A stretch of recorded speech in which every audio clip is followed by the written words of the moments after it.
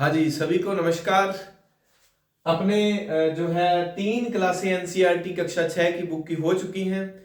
ये अगर कोई सीटेट का एग्जाम दे रहा है ना भाई, सीटेट वालों के लिए और रीट वालों के लिए तो बहुत इंपॉर्टेंट है। और फर्स्ट ग्रेड अगर हिस्ट्री से कोई दे रहा है और सेकंड ग्रेड एसएसटी और कोई खुली तैयारी यूपीएससी की कोई अपने आरएस वगैरह की, उनके लिए तो है ही। तो अपने जो है आज लास्ट क्लास है कक्षा 6 की बुक की। इसके बाद आपको सिर्फ जो है वस्तुनिष्ठ प्रश्न का दोहराव करना है एग्जाम से पहले, और कुछ नहीं। चलिए स्टार्ट करते हैं। आज की क्लास में हम पढ़ेंगे अपने गुप्त काल और गुप्तोत्तर काल। पहला प्रश्न आपके सामने आपकी स्क्रीन पर मैं ले आया हूं देवियों और सज्जनों। लो जी, प्रयाग प्रशस्ति के संदर्भ में असत्य कथन है। बहुत ज्यादा खतरनाक तैयारी करने वाले जो बच्चे हैं उनसे मैं पूछना चाहूंगा कि भाई आ जाओ, अब बताओ सत्य असत्य वाली बातें। यह इलाहाबाद में अशोक के स्तंभ पर ही लिखी हुई है। बहुत इंपॉर्टेंट बात है, सत्य है या असत्य है। इसकी रचना समुद्रगुप्त के दरबारी कवि मंत्री हरिसेन ने की। संस्कृत भाषा में यह निबंधात्मक रूप में अभिलेखित है। तो हमने देखना है असत्य कथन कौन सा है। पहले प्रश्न का उत्तर मैं आपसे लेना चाहूंगा जो पढ़ के आए हैं छठी क्लास की बुक का। छठी क्लास की बुक की आज हैप्पी वाली एंडिंग है और उसके बाद कल हम कक्षा 7 की बुक जो है शुरू करने जा रहे हैं। इसका उत्तर कुछ बच्चे दे रहे हैं, कुछ को कंफ्यूजन है, कुछ चुप हैं क्योंकि उनको उत्तर नहीं आता होगा। कोई बात नहीं, आपने ये अगर बुक नहीं पढ़ी तो आप इसके सहारे भी चला सकते हैं। और क्लास को शेयर कर दो अभी अपने स्टेटस में, क्योंकि पिछली 2 क्लासों में व्यू कम है। अगर यही रहा काम तो अपने एंड कर देंगे। मैं मेरे इंटरव्यू की तैयारी अच्छे से कर लूंगा क्योंकि मेरा भी इंटरव्यू आने वाला होगा। प्रयाग प्रशस्ति के संदर्भ में जो है इलाहाबाद में अशोक के स्तंभ पर ही लिखी हुई है। बिल्कुल सही बात है, इसको मैं हाईलाइट क्यों कर रहा हूं। अब आपके सामने ये समस्या रहती है, स्तंभ ये जो है ना ज्यादातर वो मूलतः मौर्य काल के ही हैं जिन पर अभिलेख लिखे गए हैं। तो इलाहाबाद और प्रयागराज, हमने प्रयाग, इसका नाम अब क्या हम पढ़ रहे हैं, प्रयाग प्रशस्ति। प्रयाग स्तंभ कौशाम्बी में, प्रयाग और इलाहाबाद एक ही जगह के बारे में नाम आता है, ठीक है। और ये मूलतः जो है अशोक का स्तंभ लेख था, उसी पर प्रयाग प्रशस्ति लिखी हुई है। पहली बात बिल्कुल सही है। समुद्रगुप्त के दरबारी कवि हरिसेन ने इसकी रचना की है, बिल्कुल सही है। और संस्कृत भाषा में है, बिल्कुल सही है। अभिलेखित है, बिल्कुल सही है। ये गलत है, निबंधात्मक नहीं, ये पोएट्री है। ये पोएट्री है, काव्यात्मक रूप में है। ये किस रूप में है, काव्यात्मक रूप में। चलिए अपने एक डॉट और बढ़ा लेते हैं। ये काव्यात्मक रूप में है, निबंधात्मक रूप में नहीं, पोएट्री रूप में इसको लिखा गया है। पहला प्रश्न बड़ा शानदार प्रश्न। आगे बढ़ते हैं। प्रशस्ति के बारे में दिया, इसका अर्थ है प्रशंसा। आप जैसे जैसे एडवाइस देते रहते हैं, हम चेंजेस करते रहते हैं। आज हमारी टीम ने जो है इसके फॉन्ट बड़े कर दिए पीडीएफ में, तो आपको देखने में थोड़ी जो दिक्कत आती थी उसको भी दूर कर दिया। प्रयाग प्रशस्ति में समुद्रगुप्त का उल्लेख किस रूप में किया गया है, एक योद्धा एवं ईश्वर के बराबर, युद्धों को जीतने वाला, विद्वान तथा उत्कृष्ट कवि। बिल्कुल सारी बातें सत्य हैं। तो इसको तो क्या एक्सप्लेन करना, युद्धों को जीतने वाला भी, क्योंकि समुद्रगुप्त को क्या कहा जाता है, क्या कहा जाता है, भारत का नेपोलियन कहा जाता है। क्या कहा जाता है, भारत का नेपोलियन। हालांकि नेपोलियन अपने जीवन का अंतिम युद्ध अंतिम समय में 1815 में देखते हैं हम कि वो हारता है बिल्कुल, वाटरलू का, और वो जब युद्ध पढ़ते हैं हम। लेकिन समुद्रगुप्त अपने जीवन में एक भी युद्ध नहीं हारा था, विद्वान था, उत्कृष्ट कवि था। चलिए प्रश्न संख्या 3। किस गुप्त शासक के सिक्कों पर उसे वीणा बजाते हुए दिखाया गया है। ये प्रश्न तो आपको आता ही है, सामान्य, हमने कई बार इसका जिक्र कर लिया। समुद्रगुप्त कौन सा गुप्त शासक जो है संगीत प्रेमी था, संगीत प्रेमी समुद्रगुप्त, मतलब मेरी तरह था, है ना। मुझे मान लो, आप समुद्रगुप्त मान लो। चलो चलिए प्रश्न संख्या 4। समुद्रगुप्त की विजय नीतियों के संदर्भ में, इंपॉर्टेंट बात है भाई, समुद्रगुप्त की विजय नीतियों के संदर्भ में सत्य कथन। देखिए कक्षा 6 की बुक में ये जो फैक्ट दिए हैं, फर्स्ट ग्रेड वालों आप तो ध्यान रख लो, अगर कोई देख रहा है, बहुत इंपॉर्टेंट बातें हैं, बहुत पूछते हैं, नेट में भी आती हैं ये बातें। चलिए समुद्रगुप्त ने अपना जो विजय अभियान चलाया था, मैं अगर बात करूं तो हमें यहां एक छोटी सी जगह बची हुई है, अपने यहां जिक्र कर लेते हैं इसको छोटा करके, कि आप ये मान लो इधर वाला इलाका भी उस समय था भारत का हिस्सा मान लो, और ये ऐसा सा मान लो समुद्रगुप्त का जो साम्राज्य है। समुद्रगुप्त ने सीमावर्ती इलाकों को भी कैप्चर किया, समुद्रगुप्त ने दक्षिण में भी अभियान किए, समुद्रगुप्त ने उत्तर में भी अभियान किए। तो अलग अलग जगह पर उसने अभियान किए थे। अब हम जिक्र करते हैं उनकी विजय यात्राओं के संदर्भ में। प्रयाग प्रशस्ति की पंक्तियों में जो है 7वें श्लोक में ये बातें दी गई है। आर्यावर्त के 9 शासकों को हराकर उनके राज्यों को अपने साम्राज्य में मिला लिया। देखो मेरे पास पहले मैंने पीडीएफ में जो पढ़ाया आपको छोटे अक्षर जरूर लग रहे होंगे, मैं छोटे छोटे प्रश्न बना दूं। समुद्रगुप्त ने आर्यावर्त के कितने राजाओं को हराया, समुद्रगुप्त ने दक्षिणापथ के कितने राजाओं को हराया, तो उसमें फॉन्ट भी बड़े और मैं बड़े प्रश्न भी बहुत ज्यादा बना लूं, आपकी वाहवाही भी लूट लूं, नहीं। फैक्चुअल बातें जो है इसमें मैं जो जो तथ्य दे रहा हूं पूरी लाइन को आपने याद करना है। देखो कितनी बातें, आर्यावर्त के कितने 9 शासकों को हराया और उनके राज्यों को अपने राज्य में मिला लिया। असल में ना इस नीति का नाम नहीं दिया हुआ बुक में, इसका नाम था परबसोधरण। इसका अर्थ क्या होता है, जड़ से नष्ट करना, जड़ से नष्ट करना, परबसोधरण, ठीक है। उत्तर भारत के राज्यों को, कितने राज्यों को हराया, 9 को। उनके प्रति नीति क्या थी, उनके साम्राज्य को कैप्चर कर लिया था। देखना दक्षिण भारत में इससे अलग होगा, दक्षिणापथ के कितने 12 शासकों को हराया और समर्पण, उन्होंने समर्पण कर दिया, उनके राज्यों को गुप्त साम्राज्य में मिला लिया। अब ये बात गलत है, प्रश्न में हो सकता है लिखने में सत्य कथन नहीं है, ऐसा कुछ हो, देखते हैं। तो ये साम्राज्य में नहीं मिलाया था। इनके प्रति जो नीति थी वो नीति थी, दक्षिणापथ के प्रति जो नीति थी वो थी ग्रहण मोक्षानुग्रह। सिर्फ रीड के लिए अगर कोई पढ़ रहा है तो वो ये नीतियों का भले ही नाम ना याद रखे, बस इतना ध्यान रखना उत्तर भारत के राज्यों को अपने राज्य में मिला लिया, उसको कहते हैं परबसोधरण। और दक्षिणा भारत के राज्यों को जीतकर उन्होंने आत्मसमर्पण कर दिया, तो उनको छोड़ दिया कि आप राज्य, अपना राज्य संभालो और मुझे तो समय समय पर टैक्स देते रहो, उसको कहते हैं ग्रहण मोक्षानुग्रह। फिर जो है अगला बिंदु, समुद्रगुप्त द्वारा पराजित, उसी का हिस्सा है क्योंकि बड़े फॉन्ट चाहिए थे आपको। पराजित सीमावर्ती या गणतंत्रों ने आज्ञापालक के रूप में दरबार में उपस्थित रहना स्वीकार किया।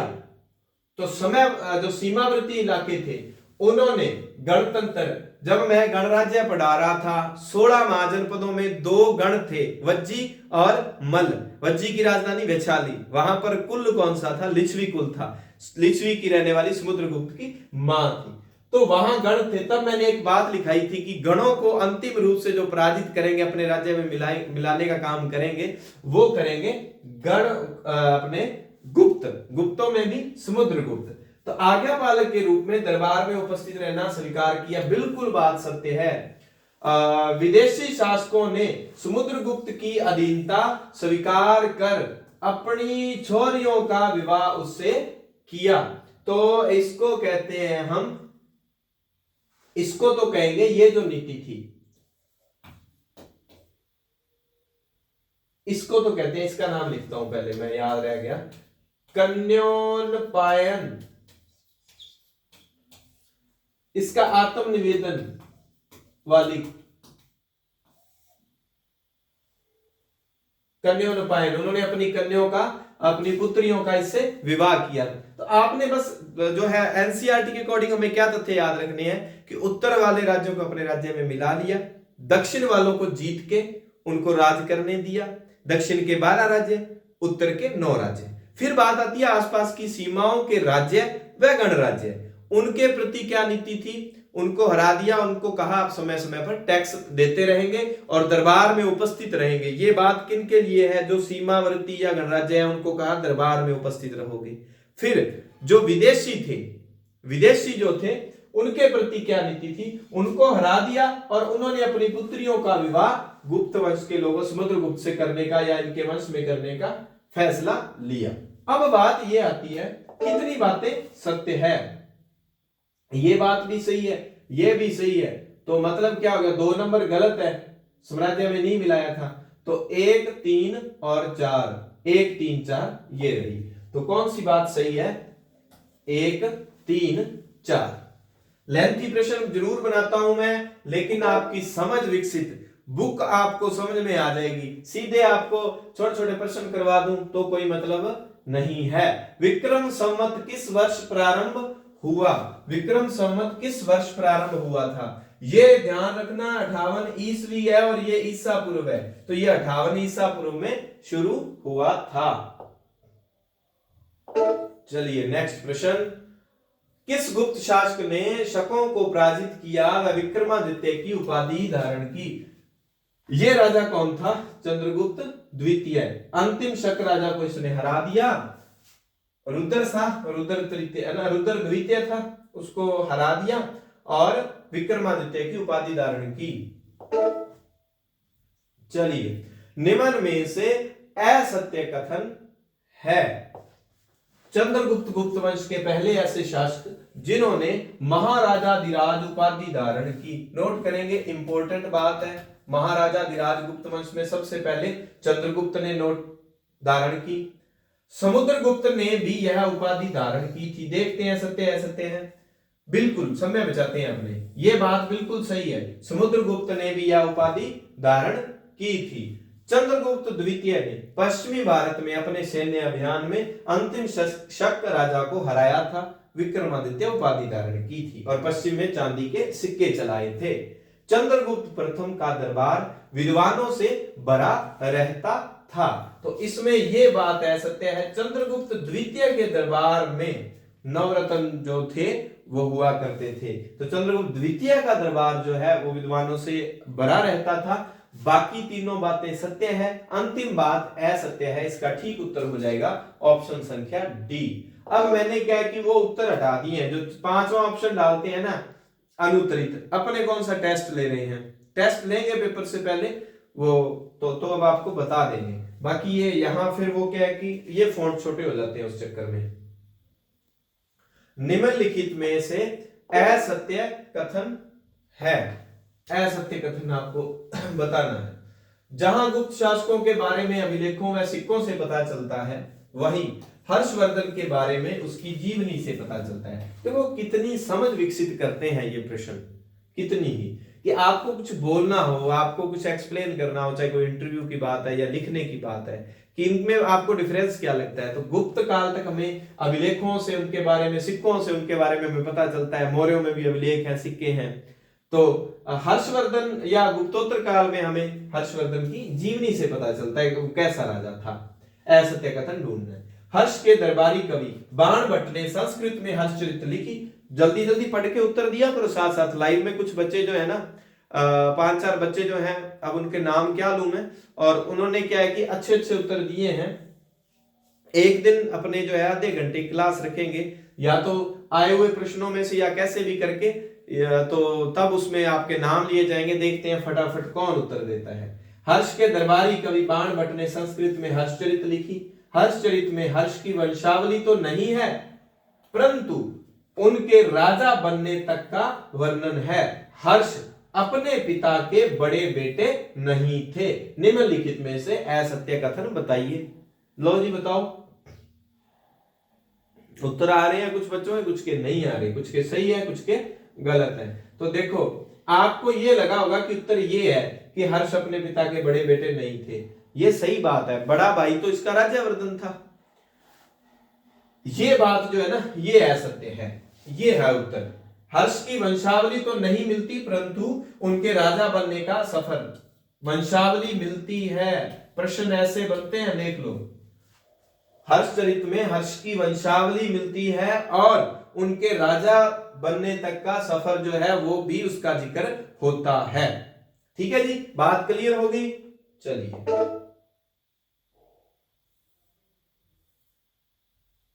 हर्षवर्धन के बारे में सत्य कथन है। पिता व भाई की मृत्यु के बाद हर्ष थानेश्वर के राजा बने। अपने बहनोई की मृत्यु के बाद हर्ष ने कनौज को अपने अधीन कर बंगाल पर आक्रमण कर दिया। नर्मदा नदी के किनारे चालुक्य नरेश पुलकेशियन द्वितीय ने नर्मदा के पुल पर हर्ष को हरा दिया। अब सत्य कथन है, ये बातें जो है सारी की सारी सत्य हैं क्या, देखते हैं। पहली बात बिल्कुल सही है, हर्ष के पिता व भाई की मृत्यु जो है ना एक ही समय में आसपास हो जाती है, बिल्कुल। फिर उनके बहनोई की, हर्ष की बहन की शादी हो रखी थी कनौज में। हर्ष कहां का राजा है? हर्ष है वैसे तो मूलतः ये कहां के थे, ये थानेश्वर के थे। कहां के थे? थानेश्वर के थे। लेकिन हर्ष की बहनोई जो थी, हर्ष की बहन जो थी वो कनौज में उसकी मैरिज हो रखी थी। तो बंगाल और मालवा का राजा मिलकर क्या करते हैं, हर्ष के बहनोई की हत्या कर देते हैं। हर्ष की बहन जो है वो जंगलों में भाग जाती है। फिर कोई आके बताता है कि भैया अपनी बहन तो गई, ठीक है। फिर वो क्या करते हैं, अपनी बहन को ढूंढने के लिए जाते हैं और फिर बाद में वो क्या है, बंगाल वाले राजा से इसका बदला भी लेंगे और बंगाल पर आक्रमण भी करेंगे। और हर्ष के बहनोई की मृत्यु के बाद फिर अपनी बहन के कहने पर हर्ष जो है कनौज को भी संभालते हैं। तो थानेश्वर और कनौज दो जगह पर हर्ष जो है राज करते हैं, नर्मदा नदी के किनारे। बहुत ही इंपॉर्टेंट बात है भाई, वेरी इंपॉर्टेंट बात, क्योंकि हर्ष उत्तर भारत का महान राजा। हर्ष के समय दक्षिण भारत में कौन से दो प्रसिद्ध राजवंश राज कर रहे थे हर्ष के समय? तो दक्षिण भारत की इस साइड में, यानी कि दक्षिण के पश्चिम वाले एरिया में तो था चालुक्य वंश। कौन सा? ऐहोल वाला, वातापी वाला। और दक्षिण के पूर्व वाले हिस्से में जो था वो पल्लव वंश था। चलिए, सभी कथन ये सत्य हैं भाई। प्रश्न संख्या 10, पुलकेशियन द्वितीय के बारे में असत्य कथन है। पुलकेशियन द्वितीय को राज्य अपने पिता से मिला था। पुलकेशियन द्वितीय सबसे प्रसिद्ध चालुक्य राजा था। उसके दरबारी रवि कीर्ति ने ऐहोल प्रशस्ति में पुलकेशियन द्वितीय व उसकी 4 पीढ़ियों के बारे में बताया है। पुलकेशियन द्वितीय ने पल्लव राजा पर भी आक्रमण किया, जिसे कांचीपुरम की दीवार के पीछे शरण लेनी पड़ी। थोड़ी सी आपको स्टोरी सुनाता हूं, स्टोरी अच्छे से आप सुन लीजिए, इसका उत्तर बता देता हूं। असत्य कथन है, अपने पिता से नहीं। पुलकेशियन द्वितीय को यह राज्य जो मिला था अपने चाचा से मिला था। अब आप कहेंगे ये कोई प्रश्न हुआ, ये बात हुई। देखो, सत्य असत्य वाले प्रश्न ऐसे ही बनते हैं, लेकिन आपको अगर मैं ऐसे प्रश्न करवाऊंगा ना तो आपको एनसीईआरटी पढ़नी आ जाएगी। अभी भी 2-3 साल से बच्चे तैयारी कर रहे हैं, लेकिन उनको एनसीईआरटी पढ़नी नहीं आती। मैं कहता हूं एनसीईआरटी, अगर मैं इंटरव्यू की तैयारी कर रहा हूं तो मुझे बहुत फायदा दे रही है, समझ विकसित करती है एक टॉपिक के प्रति, तो वो एनसीईआरटी की बुक्स है। एनसीईआरटी की बुक्स का बहुत ही शानदार महत्व है, उसको आप जरूर पढ़ें। मैं कहता हूं जो आप तैयारी शुरू कर रहे हैं, चाहे नए बच्चे हो चाहे पुराने बच्चे हो, आपका जो भी विषय बनता है उस विषय से संबंधित कंटेंट अगर 6 से 12 की किताबों में आपको मिलता है, आप सबसे पहला काम करें उसको पढ़ें। और पढ़ने का तरीका आपको मैं बता रहा हूं, मेरी क्लासों में आपको मिल जाएगा कि कैसे एक लाइन को पलट के और कैसे उत्तर बनाया जाता है। तो इससे आपकी क्या है कि जो याद करने का माइंड का कंसंट्रेट लेवल है वो बहुत शानदार हो जाएगा। आपको ये लगेगा किसी भी लाइन में से प्रश्न बन सकता है।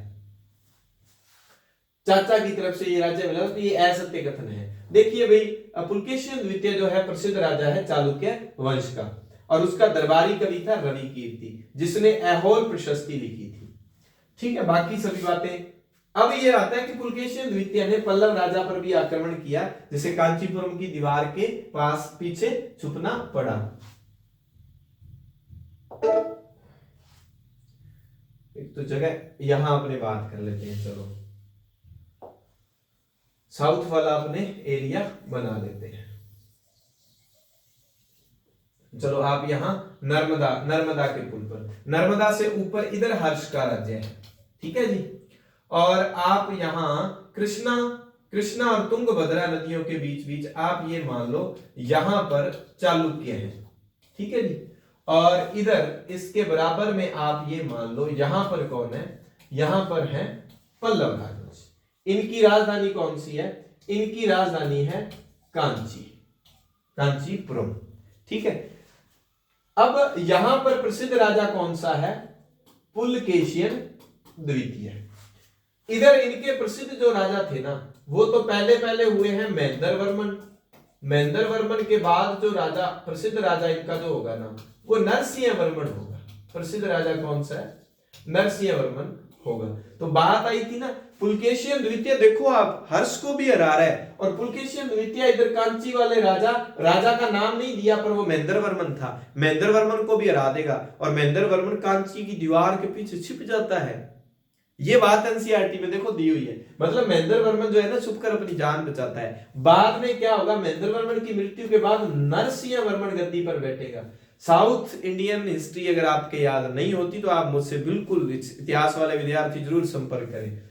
तो नरसिंह वर्मन जो है ना, फिर नरसिंह वर्मन इस पर आक्रमण करेगा, ठीक है, क्योंकि इसको पता था ये फिर आएगा नरसिंह वर्मन के साथ, जो सिंहल द्वीप श्रीलंका का राजा इसके साथ होगा, तो ये क्या करेंगे? पुलकेशियन द्वितीय को हराएंगे, और नरसिंह वर्मन फिर पुलकेशियन द्वितीय को हराएगा। मतलब ये अपने आप में पहलवान है, एक मल्ल, जिसको अपने मल्ल कहते हैं।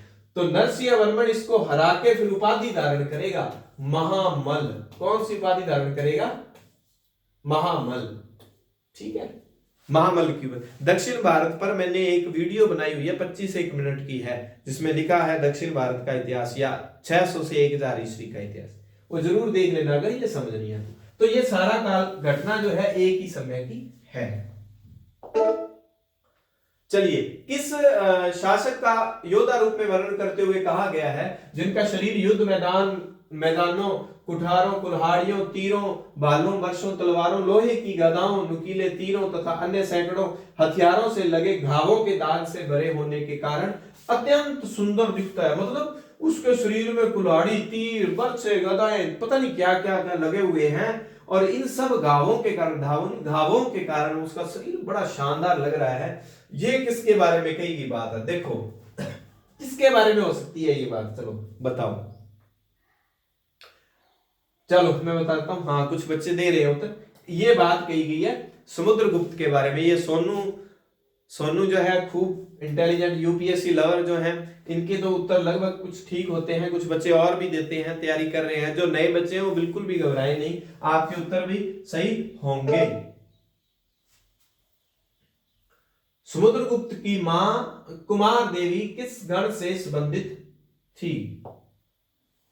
ये मैंने उत्तर आपको पहले बताया हुआ है, लिच्छवी। लिच्छवी कहां का था? वज्जी का। वज्जी की राजधानी कौन सी थी? वैशाली। ये क्या था? एक राजतंत्र या गणतंत्र? ये एक गण था, गणराज्य था।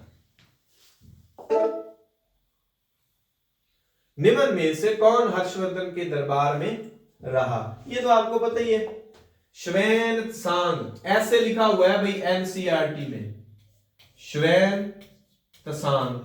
अब कंफ्यूजन होती है, सोनू कह रही थी गुरु ये एक ही नाम है। लो जी, हवेन सांग और श्वेन सांग जो है एक ही नाम है, बिल्कुल। और फायान का नाम क्या? अपने फायान पढ़ते आ रहे हैं, और एनसीईआरटी में लिखा होता है फा शी एन, ठीक है जी। तो इसका ठीक उत्तर है हवेन सांग। है से हर्षवर्धन, है से हवेन सांग। और एक बात ध्यान रखना, इसके बारे में कहा जाता है कि जब हवेनसांग जब भारत आया तो क्या है, पाटलिपुत्र जो है, पाटलिपुत्र का पतन हो चुका था। पाटलिपुत्र एकदम तहस नहस हो चुका था, पाटलिपुत्र नगर की हम बात करें तो। क्योंकि ये जो गुप्तों के बाद का जो समय है, उसके बाद भारतीय इतिहास का जो मुख्य बिंदु है वो चेंज हो जाता है। आपको मैं बताता हूं थोड़ा सा बस।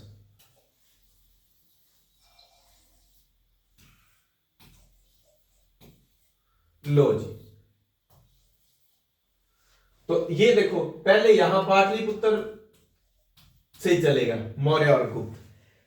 जैसे ही गुप्तों का शासन खत्म होगा, ये मगध और यूपी वाला, तो ये थोड़ा सा इलाका क्या है, यूपी की तरफ बढ़ेगा। हम यहां पर पढ़ेंगे फिर कनौज। हर्ष का राज्य कहां था? कनौज पर था।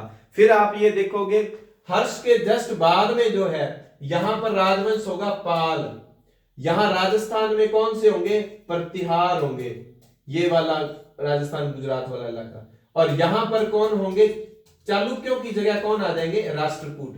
देखो जो अभी अपन ने पढ़ा, हर्ष के समय दक्षिण में ऐहोल वाले चालुक्य या वातापी वाले चालुक्य, और इधर वाले एरिया में था पल्लव वंश। जैसे ही हर्ष जाएगा उत्तर भारत से तो कनौज हो जाएगा खाली, और इधर बंगाल में पाल वंश है, और राजस्थान वाले एरिया में प्रतिहार राजवंश है, और दक्षिण में चालुक्यों की जगह अब कौन आ गए हैं? राष्ट्रकूट। तो पाटलिपुत्र तो कहते हैं हर्ष जब हवेनसांग जब आया पाटलिपुत्र तहस नहस हो चुका था। अब जो ध्यान है लोगों का कनौज की ओर है, कनौज से, क्योंकि अब भी देखो भारत पर जिसने दिल्ली फतेह कर ली तो कहते हैं कि उसने तो भारत जीत लिया, तो दिल्ली जो है राजधानी। अब उत्तर भारत में कनौज पर नजर थी लोगों की, तो ये तीनों जो हैं कनौज के लिए झगड़ते हैं, और अंतिम रूप से कनौज को कौन जीतता है? प्रतिहारों की विजय हो जाती है। देखो कनौज के बाद फिर धीरे धीरे जैसे ही मध्यकाल शुरू हो जाएगा, मध्यकाल में झगड़े किसके लिए हो जाएंगे? यहां दिल्ली, तो दिल्ली के लिए झगड़े शुरू हो जाएंगे। देखो किस तरह से इतिहास चला है। सिंधु घाटी सभ्यता पढ़ते हैं तो यहां वाले इलाके, ऋग्वेदिक काल वाली तो यहां वाले इलाके, और जैसे ही हम ऋग्वेद यहां वाला इलाका, पहले सिंधु यहां, फिर उत्तर वैदिक काल में गंगा यमुना, ठीक है, और जैसे ही उत्तर वैदिक काल खत्म होगा महाजनपद काल आ जाएगा। महाजनपद काल में 16 महाजनपदों में सबसे प्रसिद्ध कौन सा होगा? मगध। मगध की राजधानी पाटलिपुत्र। फिर सारी लड़ाई झगड़े यहां वाले लोग करेंगे, यहां वाले पावरफुल हो जाएंगे, मौर्य आएंगे तो यहां रहेंगे, कुषाण भी यहां कुछ समय रहेंगे, और गुप्त, कुषाणों के बाद गुप्त आएंगे, गुप्त भी यहां रहेंगे।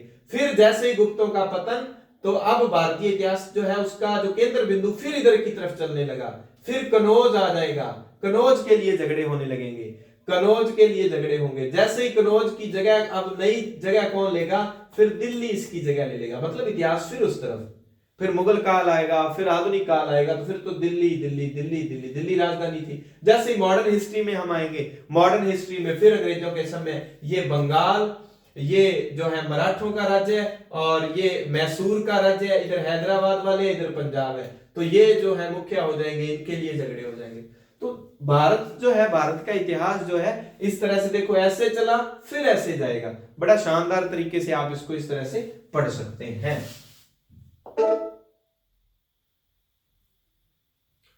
ऐहोल के संदर्भ में सही कथन है। यह चालुक्य शासकों की राजधानी रही। यह एक महत्वपूर्ण व्यापारिक केंद्र था। यह एक धार्मिक केंद्र भी, जहां कई मंदिर थे। उपरोक्त सभी कथन सत्य हैं। ऐहोल को बार बार याद रखना है। ऐहोल में जो मंदिर बने हैं, धार्मिक नगर भी है, व्यापारिक केंद्र भी है, और ये राजधानी था किनकी? चालुक्यों की। वातापी, ऐहोल सारा ये कर्नाटक का ही हिस्सा है। कहां पर है ये? कर्नाटक में है।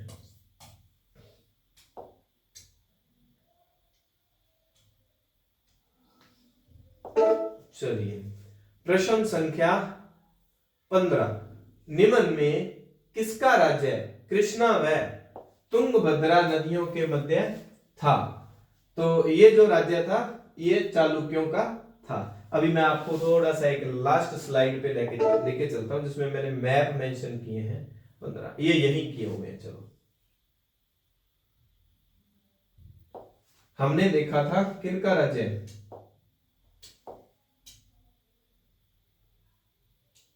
लीजिए, कृष्णा व तुंगभद्रा नदियों के मध्य किसका राज्य था? ये देखिए, मैप की अगर बात करें तो यहां पर एक नदी आ रही है, ये है कृष्णा, और यहां ये नदी आ रही है, ये मैं के लिख देता हूं, ये टी लिख देता हूं, कृष्णा तुंगभद्रा। ये तो थोड़ा सा आज के समय, उस समय थोड़ा सा इसका वाइड था, आप ये मान सकते हैं। यहाँ वाला इलाका, ये सारा इलाका जो था ना, ये किनका राज्य था? ये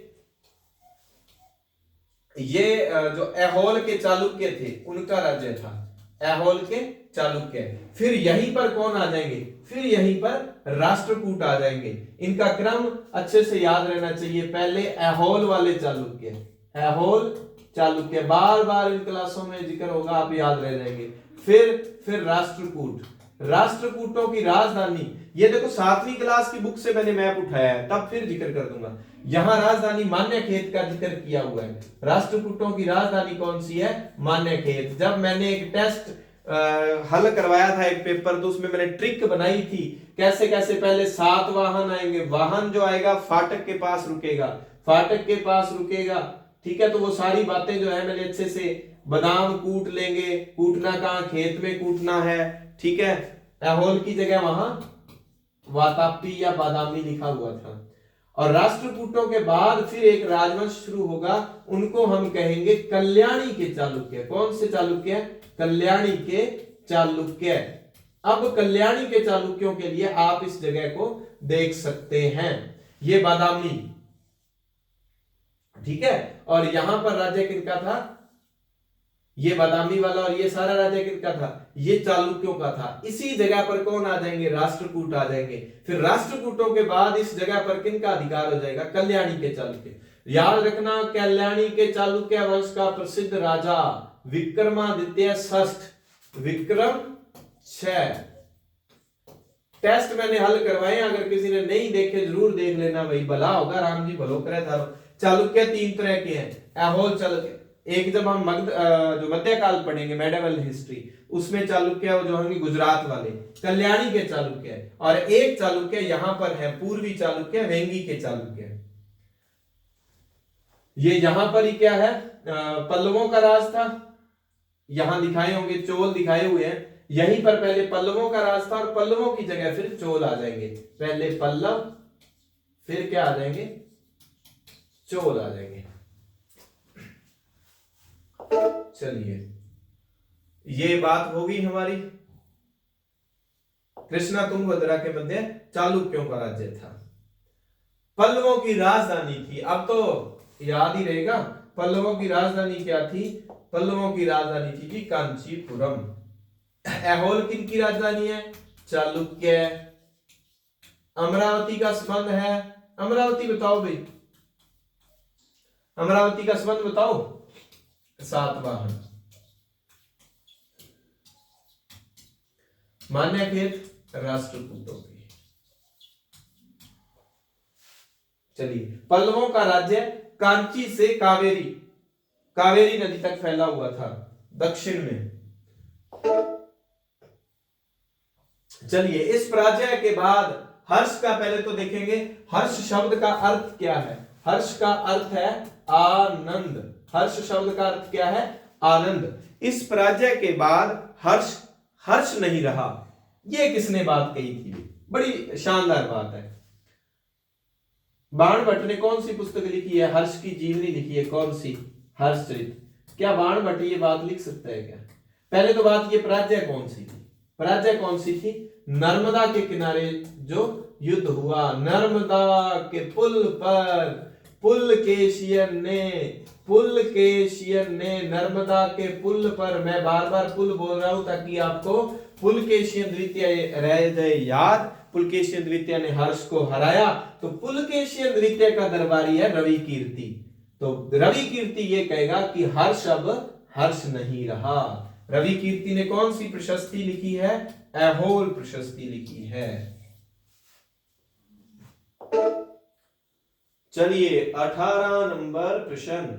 पल्लवों को राष्ट्रकूट राजवंश ने समाप्त कर दिया। आपने सत्य कथन ढूंढना है। चालुक्यों को चोलों ने समाप्त कर दिया। अब तो ताजा ताजा करवाया, याद रह जाएगा। क्या है ये? दोनों ही कथन गलत है। क्यों? पल्लवों को किसने समाप्त किया? राष्ट्रकूटों ने नहीं, पल्लवों को चोलों ने समाप्त किया। किसने? चोलों ने समाप्त किया। चालुक्यों को चोलों ने नहीं, चालुक्यों को राष्ट्रकूटों ने समाप्त किया। और अगर आ जाए, राष्ट्रकूटों का पतन किसने किया? कल्याणी के चालुक्यों ने। कल्याणी के चालुक्य, ये इनका क्रम रहेगा भाई, ठीक है। ये पूछा जाता है कई बार, चोल किनके सामंत थे? चोल किनके सामंत थे? चोल पल्लवों के सामंत थे। पल्लवों को चोलों ने हराया था। चलिए, इसका उत्तर है ए व बी दोनों गलत है। गलत होने का कारण आपको बता दिया। प्रश्न संख्या 19। गुप्त काल के दौरान कुछ महत्वपूर्ण प्रशासकीय पद आनुवंशिक बन गए। कभी कभी एक ही व्यक्ति एक साथ कई पदों पर कार्य करता था। अब ये क्या था, दोनों बातें सही है, बिल्कुल दोनों बातें सही हैं। कुछ महत्वपूर्ण पद जो है ना आनुवंशिक बन गए थे, बाप के बाद बेटा उस पद पर रहता था। और कभी कभी एक ही व्यक्ति, जैसे संतवीर सिंह है, हिस्ट्री के भी सर हैं, कोई और 2-3 सब्जेक्ट भी पढ़ाने को मिल जाए स्कूल में, तो कई पदों पर कार्य करता। बिल्कुल दोनों बातें सत्य हैं। इसका उदाहरण जो है हमें यहां पर मिलता है। हरिसेन था महादंडनायक। महादंडनायक कौन होता था? न्यायिक अधिकारी, जिसको हम न्यायाधीश कहते हैं। कुमार मात्र सर्वोच्च प्रशासनिक अधिकारी था। सर्वोच्च मंत्री अपने लिख दें, सर्वोच्च मंत्री प्रशासनिक अधिकारी। संधि विग्रह शांति व युद्ध का जो नेतृत्व, शांति युद्ध मंत्री आप कह सकते हो। ये तो देखो हरिसेन जो है लिखा था ना, एक व्यक्ति एक साथ कई पदों पर। हरिसेन दरबारी कवि भी है और हरिसेन महादंडनायक भी है, कुमार मात्य भी है, संधि विग्रह भी है। और ये एक उदाहरण था कि महत्वपूर्ण पद जो है ना, उन कई पद जो है आनुवंशिक कर दिए। तो हरिसेन अपने पापा की जगह उसको वहां पर रखा गया था, मंत्री बनाया गया था, महासंधि विग्रह। चलिए प्रश्न संख्या 21, स्थानीय प्रशासन से संबंधित असंगत युग्म है। नगर श्रेष्ठी, कौन था नगर श्रेष्ठी? मुख्य बैंकर या गांव का व्यापारी। सार्थवा, व्यापारी काफिले का नेता। प्रथम कुलिक, मुख्य शिल्पकार। और कायस्थ, लिपिकों का प्रधान। अब आपने बताना है कौन सा असंगत है। चलो लगाओ जोर। कायस्थ, कायस्थ बिल्कुल सही है, लिपिकों का प्रधान है भाई, बिल्कुल एकदम सही बात है। प्रथम कुलिक कौन है? मुख्य शिल्पकार। कुली शिल्पकार है, कुली क्या है? शिल्पकार। कुलिक, एक कुलिप भी आती है, कुछ बच्चे समझते हो कुलिप, तो कुलिक शिल्पकार है। और सातवां व्यापारी काफिले का नेता है। यहां गड़बड़ है, ये असंगत है। क्यों? नगर श्रेष्ठी मुख्य बैंकर था, बिल्कुल सही बात है। ये गलत है, गांव का व्यापारी नहीं शहर का व्यापारी होता था। देखो मेरी कलाकारी गई। ऐसे पढ़ना पेपर को, जब पेपर करने बैठो तो जल्दबाजी में आ ले वो तो माने आवई लो चक दियो घर आ गए, फिर देखो अल्ले। तो ये नगर का व्यापारी था, मुख्य बैंकर था। मैंने ये शब्द यहां लगाया कि आपको लगे नगर श्रेष्ठी मुख्य बैंकर गांव का व्यापारी, बिल्कुल, और यहां आप कलाकारियां करने लग जाओ। तो ये नगर का व्यापारी था, तो पहला कथन जो है असंगत है। अब मेरी क्लास आपको अच्छी लगती है ना, एक तो लाइव वाले में आप कमेंट वैसे कमेंट किया करो अच्छे अच्छे कमेंट बॉक्स में, अगर अच्छी लगती है तो। और शेयर जरूर किया करो भाई, आप शेयर कम कर रहे हो तो संतवीर सर का हौसला डाउन हो जाता है। संतवीर सर बेचारे फिर क्या करेंगे, फिर वो पढ़ाना छोड़ देंगे। लो भाई, हाँ जी, सामंत व्यवस्था के संदर्भ में असत्य कथन है। ये एक प्रकार के सेनानायक थे जो आवश्यकता पड़ने पर राजा की सैन्य सहायता देते थे। राजा को सैन्य सहायता देते थे। सैन्य सहायता के बदले इन्हें नियमित वेतन मिलता था। शासक के दुर्बल होने की स्थिति में ये सामंत स्वतंत्र होने की कोशिश करते थे। आपको देसी भाषा में बता दूं सामंत क्या है। जैसे एक राजा है और राजा का साम्राज्य बहुत बड़ा है, तो राजा खुद तो जा जाके एक एक जगह पे देख नहीं सकता, तो वो क्या करेगा, राजधानी से थोड़े तो दूर इलाके थे, वहां के जो अमीर आदमी थे, कुछ जो जमींदार टाइप अपने कह दें, चौधरी टाइप, उनको कहते थे भी आप इस एरिए से हमें टैक्स वसूल करके लाके दोगे और इसके बदले में आपको इतना प्रतिशत मिलेगा। मतलब आपको एक जागीर दे देंगे, आप अपनी वेतन वाला हिस्सा वहां से काट लेना। कोई नियमित वेतन, नगद वेतन नहीं मिलता था, उसके बदले उनको क्या है कि जागीर दी जाती थी, जागीरें दी जाती थी। तो क्या है असत्य कथन कौन सा है? सैन्य सहायता के बदले इन्हें नियमित वेतन दिया जाता था, ये असत्य बात है। बाकी जो है सभी बातें जो है सत्य है।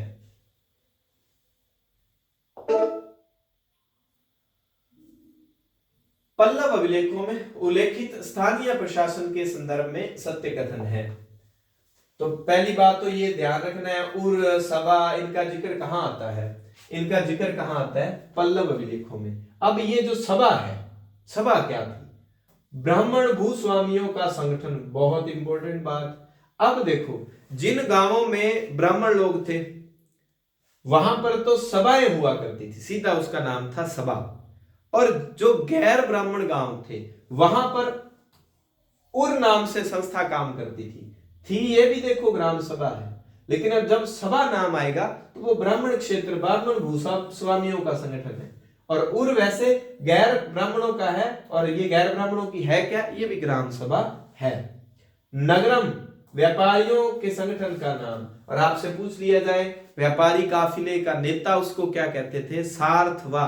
व्यापारी काफिले का नेता सार्थवा, व्यापारी काफिला सार्थवा, ठीक है, याद रखें। उपरोक्त सभी बातें जो हैं ये सत्य है। कौन सा कवि अपने नाटकों में राज दरबार के जीवन चरित्र हेतु प्रसिद्ध है? इसका ठीक उत्तर कालिदास है भाई।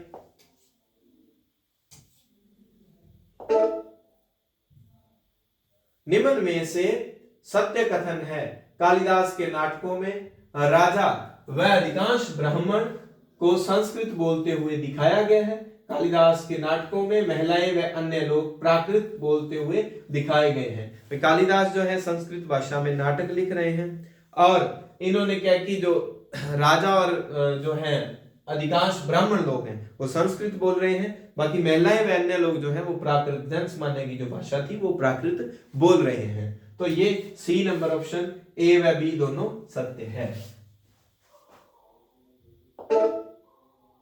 चलिए प्रश्न संख्या 26, कालिदास की रचना अभिज्ञान शाकुंतलम है, आजो भाई, महाकाव्य है, खंड काव्य है, कहानी है या नाटक है?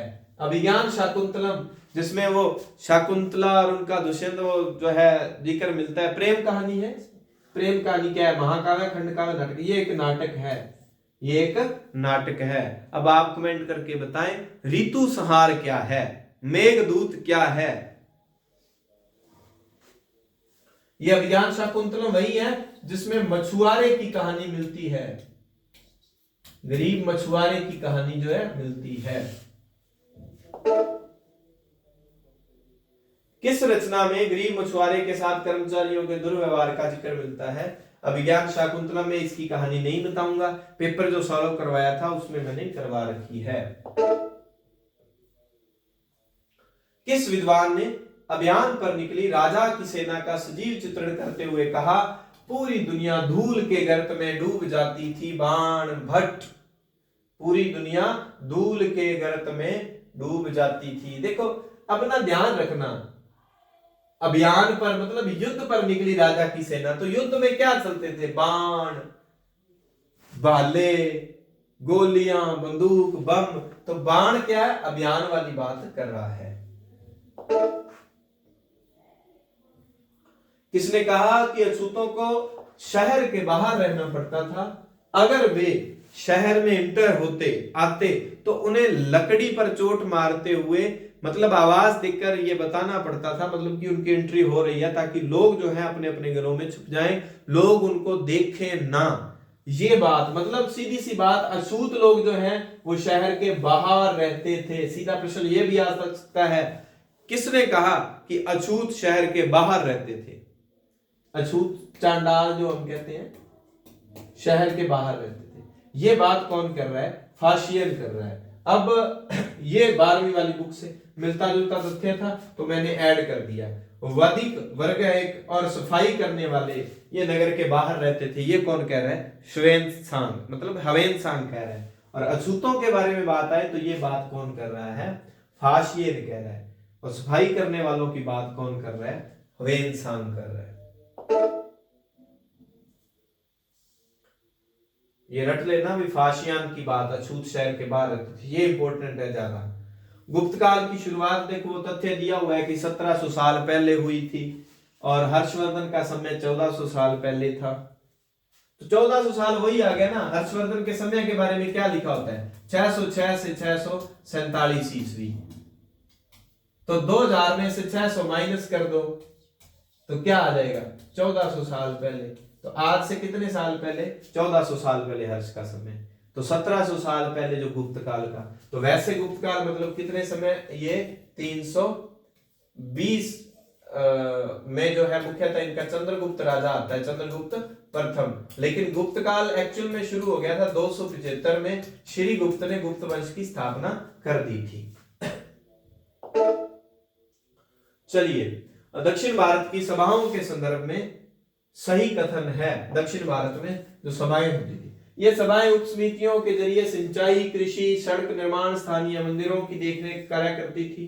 संभवतः इन सभाओं पर धनी शक्तिशाली भूस्वामियों का नियंत्रण था, व्यापारियों का भी। बहुत सी स्थानीय सभाएं शताब्दियों तक काम करती रही। ये सभी कथन सत्य हैं। देखो, सभाओं के बारे में दिया हुआ था, मैंने इसको मेंशन कर दिया। कोई ज्यादा वैसे देख लेना सरसरी नजरों से, बाकी कोई ज्यादा इतना हाईलाइट करने योग्य नहीं है। अब लास्ट पार्ट के 10 प्रश्न बचते हैं। चलिए स्टार्ट करते हैं। हड़प्पा वासियों के संदर्भ में सही कथन है। हड़प्पा वासी, देखो कितनी शानदार बुक है। लास्ट पार्ट में पूरे जितने अध्याय हैं उनके थोड़े थोड़े प्रश्न डाल दिए। हड़प्पा वासी कुशल शिल्पी थे, उन्हें तांबे के धातु क्रम, धातु शोधन की जानकारी थी, मतलब जिससे हम कहते हैं कांसा, कांसे की जानकारी। हड़प्पा वासी कांसा युग। अब कांसा बनता किससे है? तांबा व टिन मिला के कांसा, तो ये इनको धातु क्रम की, धातु शोधन की जानकारी थी। कांसा अगर बना है तो धातु का शोधन किया गया है। उपरोक्त सभी बातें सत्य हैं। महरौली के लोह स्तंभ के संदर्भ में सही कथन है। यह महरौली यानी कि दिल्ली में कुतुब मीनार के परिसर में, यानी कि जहां पर कुतुब मीनार लगी हुई है, कुतुब मीनार है, उसी परिसर में महरौली स्तंभ है। इसकी ऊंचाई 7.2 मीटर, वजन 3 टन से ज्यादा बताया गया है। इसका निर्माण आज से 1500 साल पहले किसी चंद्र नाम गुप्त राजा ने करवाया, जिसका नाम स्तंभ लेख पर लिखा हुआ है। ऐसे पिलर है, गोल सा पिलर जो है खड़ा हुआ है, उस पर लिखा हुआ है चंद्र। तो ये उपरोक्त सभी बातें सत्य है। ये चंद्र कहते हैं कि चंद्रगुप्त द्वितीय ही था, ऐसा माना जाता है। और इसकी स्पेशलिटी, ये लोह स्तंभ जो है महरौली दिल्ली में, ये जैसा वह था शुरू में, वैसा का वैसा, उस वही चमक इसमें आज भी है। प्रश्न संख्या 3, सांची का स्तूप किस राज्य में है? सांची का स्तूप किस राज्य में है? सांची राय देनी चाहिए भाई, सांची राय देनी चाहिए, और कोई राय नहीं देनी चाहिए। सांची की खोज 1818 में मानी जाती है, और ये मध्य प्रदेश के रायसेन जिले में सांची का स्तूप है। महाराष्ट्र में स्तूप और चैत्यों से संबंधित बात करें तो कार्ले का चैत्य है, कार्ले का चैत्य है, बहुत ही फेमस चैत्य है। किन्होंने बनाया? सातवाहनों ने बनाया था भाई। चैत्य क्या होते हैं? बौद्ध धर्म के पूजा स्थल, बौद्ध धर्म के पूजा स्थल।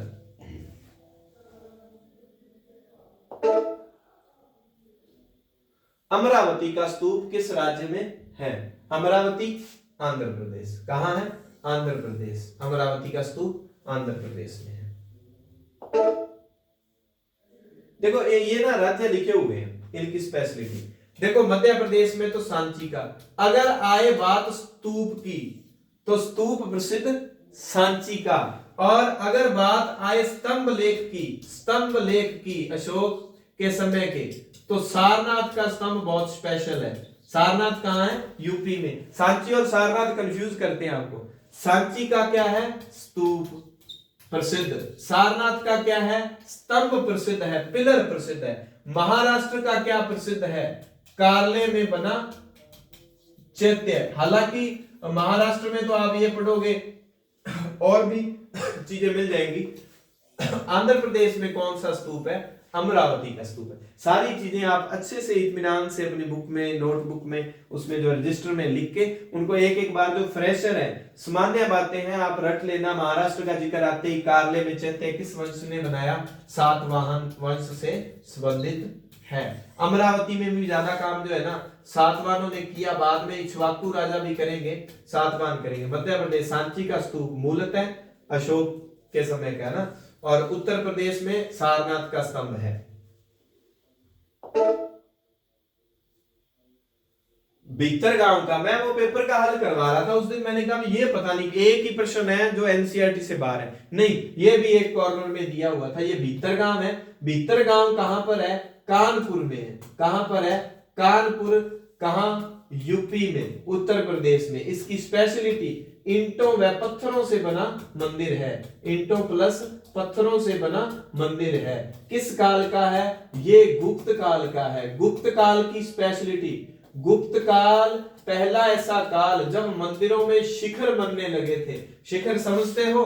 ऐसे करके एक मंदिर बना हुआ है भाई, ठीक है, मंदिर बना हुआ है और ऐसे वो जो ऐसे करके और ऊपर बनाया जाता था, ऐसे झंडी सी लगी होती थी। ये जो थे ना, ये शिखर बनने शुरू कब हुए थे? गुप्त काल में। और पहला शिखर युक्त मंदिर कौन सा था? दशावतार का मंदिर। दशावतार मंदिर जो है पहला शिखर युक्त मंदिर था। ईंटों वाला प्रसिद्ध, पत्थरों ईंटों वाला भीतर गांव का, कहां? कानपुर यूपी, यूपी उत्तर प्रदेश में।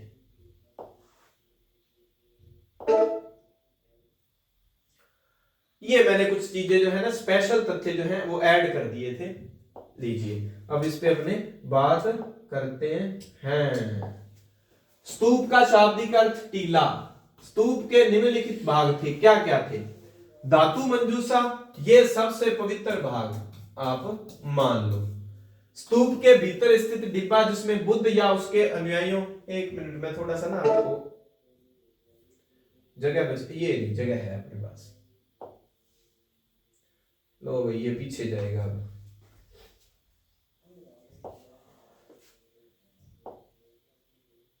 चलिए यहां करना था। अर्धचंद्राकार टीला होता था, ये देखो, स्तूप को समझ लो अच्छे से। पहले क्या होता था? ये मिट्टी का टीला ही होता था। और टीले के अंदर क्या है ना, अंदर क्या है? टीले के अंदर आप मान लो अस्थियां जो है किसी बॉक्स में डाल के रख देते थे। वो क्या होता था? धातु मंजूषा। धातु का एक बॉक्स, उसमें वो अस्थियां छुपा के रखी हुई है, ऊपर ऐसे दोहरा है, टीला है। ये क्या है? स्तूप है। ठीक है जी। अब धीरे धीरे ये मिट्टी का टीला क्या है, इस पर ईंटों से काम होने लग गया। समझ लें आप एक बार चीज को, धीरे धीरे इस पे क्या, ईंटों से काम होने लग गया। फिर ईंटों की जगह इसमें वो ईंटों के ऊपर पत्थरों, साज सामान, बहुत सारी चीजें जो है बनने लगी। ऐसे जो एक मिट्टी का टीला होता था और उसके चारों ओर ऐसे करके रेलिंग लगी होती थी, रेलिंग लगी होती थी। रेलिंग में ऐसे क्या है, जो है गेट होते थे, प्रवेश द्वार जिसको हम कहते हैं। और प्रवेश द्वार को क्या कहा जाता था? तोरण कहा जाता था। और ये जो आज चारों तरफ चक्कर काटने वाला होता था, जो फेरी लगाते हैं, उसको प्रदक्षिणा पथ कहते थे। क्या कहते थे? प्रदक्षिणा पथ। ठीक है जी। एक रेलिंग है, एक तोरण द्वार है, एक प्रदक्षिणा पथ है। अब एक बहुत ही इंपॉर्टेंट बात बच जाती है, वो ये रहती है, बाद में जब ये पक्के बनने लगे ना, तो यहां पर एक चारपाई के डिजाइन का एक यहां पर एक जगह और बनाने लगे और ये चारपाई के डिजाइन की थी। अब कुछ किताबों में आपको सबसे पवित्र भाग जो है वो ये धातु मंजूषा बताएंगे, कुछ का ये बनाएंगे। अब दोनों में फर्क बता दूं, ये उस टीले के स्तूप के अंदर का भाग था धातु मंजूषा,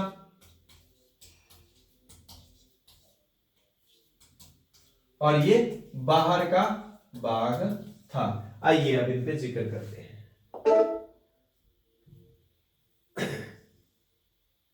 और जो वो बाहर वाला भाग था ना, उसका नाम था हर्मिका।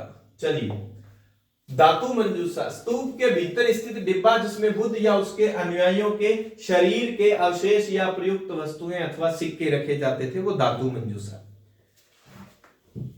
हर्मिका, स्तूप के ऊपरी स्तर पर अंडाकार भाग के ऊपर, अंडाकार भाग ऐसे जो बना हुआ है, उसके यहां ऊपर ये जो है, इसको हर्मिका कहते थे। प्रदक्षिणा पथ, स्तूप के चारों ओर परिक्रमा हेतु वेदिका, प्रदक्षिणा पथ की जो रेलिंग होती थी, ऐसे करके जो बनी होती थी, जैसे अपने पशुओं के लिए कांटों की तार लगाते हैं या लकड़ियों को जोड़ के वो बनाते हैं, उसको क्या कहते थे? वेदिका कहते थे। तोरण क्या होता था? वेदिका में बने प्रवेश द्वार। सांची के स्तूप में चार तरफ से प्रवेश द्वार बने हुए हैं। सांची का स्तूप वैसे तो अशोक के समय का है, लेकिन समय समय पर उसमें काम होता रहेगा, उसमें रेलिंग कोई और बनाएगा और ऐसे करके। नोट, स्तूप प्रारंभ में मिट्टी का टीला था, बाद में इसे ईंटों से ढक दिया गया और बाद के काल में तराशे हुए पत्थरों से ढक दिया गया। स्तूप गोल, लंबे वह बड़े छोटे आकारों में हुआ करते थे, अलग अलग आकार हुआ करते थे। तो स्तूप के बारे में सारी बातें आपके क्लियर हो जाती हैं। अगर प्रश्न आता है तो आपका गलत नहीं होना चाहिए। स्पेशली आप धातु मंजूषा, वेदिका, तोरण इनको देख लेना। हर्मिका क्योंकि डायरेक्ट नहीं दी हुई तो एक हिस्सा है तो मैंने इसमें जिक्र कर दिया। सांची के स्तूप के संबंध में सत्य कथन है। इस स्तूप में ईंटों का प्रयोग संभवतः अशोक के जमाने का है। इस स्तूप के रेलिंग व प्रवेश द्वार, रेलिंग वेदिका, क्या कहेंगे, वेदिका, प्रवेश द्वार तोरण के जमाने के न होकर, मतलब अशोक के जमाने के नहीं है, उसके जो रेलिंग और वो है वो बाद के शासकों के काल में। इंपॉर्टेंट बात आप बता देता हूं कि बाद के शासक कौन थे, मौर्यों के जस्ट जो बाद में है शुंग। तो सांची का स्तूप मूलतः किसका है, अशोक का है, मौर्य काल का है, लेकिन उसमें रेलिंग और जो प्रवेश द्वार बनाए थे वो किन्होंने बनाए, शुंगों के काल में बने थे। तो ये दोनों बातें जो है ए व बी सत्य है। बहुत ही इंपॉर्टेंट प्रश्न। चलिए आगे अपने शुरू करते हैं। अब जिनको क्लास ठीक लगती है ना, आप शेयर कर दिया करो अपने अपने प्लेटफॉर्म पे। आपके कोई और भाई बहन है उनका फायदा हो जाए। अपने मैटर निःशुल्क जरूर है, ऐसा मैटर जो है ना बड़ी बड़ी फीस रख के भी शुरू कर लिया जाए तो भी देते ही हैं लोग ऑफलाइन। और मंदिर का सबसे महत्वपूर्ण भाग था, लीजिए बताइए, मंदिर का सबसे, वो स्तूप की बात आ गई, ये मंदिर के भाग हैं, सभागार, प्रदक्षिणा पथ, तोरण, गर्भगृह, ये क्योंकि मंदिर में भी हम फेरी लगाते हैं, प्रदक्षिणा पथ होता है, और जहां मूर्ति स्थापित होती है वहां जाके जब बैठते हैं वो सभागार होता है, और ये तोरण जो है वो प्रवेश द्वार है। गर्भगृह, गर्भगृह क्या है, जहां पर मूर्ति स्थापित होती है, ये मंदिर का सबसे महत्वपूर्ण भाग माना जाता है। शिखर, शिखर गर्भगृह के ऊपर लंबाई में निर्माण जो होता था वो शिखर था। मंडप, मंदिर में लोगों के इकट्ठा होने की जगह, ये जो सभा मंडप है इसको कहते हैं, लेकिन मैंने ऑप्शन में सभागार ही डाला है, तो सभा मंडप जो है ना लोगों के इकट्ठा होने की जगह जो है उसको कहते हैं। प्रश्न संख्या 8, निम्न में से कौन सी रचना पहाड़ काटकर बनाई गई थी? महाबलीपुरम के एकाशम मंदिर, और किसके समय के है ये, महाबलीपुरम के, पल्लवों से संबंधित है ये बात। ऐहोल के, ऐहोल किसके संबंधित है, चालुक्यों से, अपने जो सिलेबस में लगता है, ठीक है। ऐहोल का दुर्गा मंदिर और उड़ीसा का जैन मठ, ये उपरोक्त सभी बातें जो है,